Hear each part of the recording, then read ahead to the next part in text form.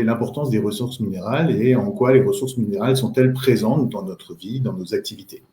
Alors, je précise que je fais partie de la tranche d'âge 50-60 ans. Je vais parler de génération tout de suite après, c'est pour situer ma génération.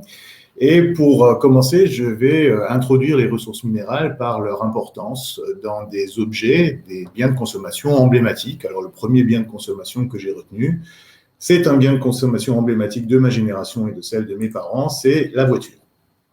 Alors, vous avez sur cette slide, j'espère que vous voyez ma souris, une voiture en haut à gauche qui est une berline de moyenne gamme traditionnelle avec un moteur à combustion interne.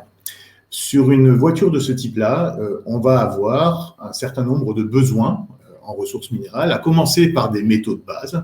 Et vous voyez que sur une voiture, en moyenne, on va avoir à peu près 650 kg d'acier, ce qui nécessite, si l'acier est fait avec du minerai de fer primaire et du charbon coke, ce qui nécessite 1 tonne de minerai de fer et 400 kg de charbon coke.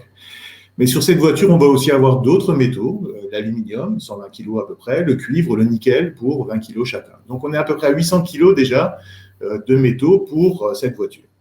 Alors cette voiture ne consomme pas que des métaux de base, et c'est ce que j'essaie de montrer dans les deux autres illustrations. Celle qui est en haut à droite vous montre toutes les utilisations dans une voiture des métaux de la famille des terres rares.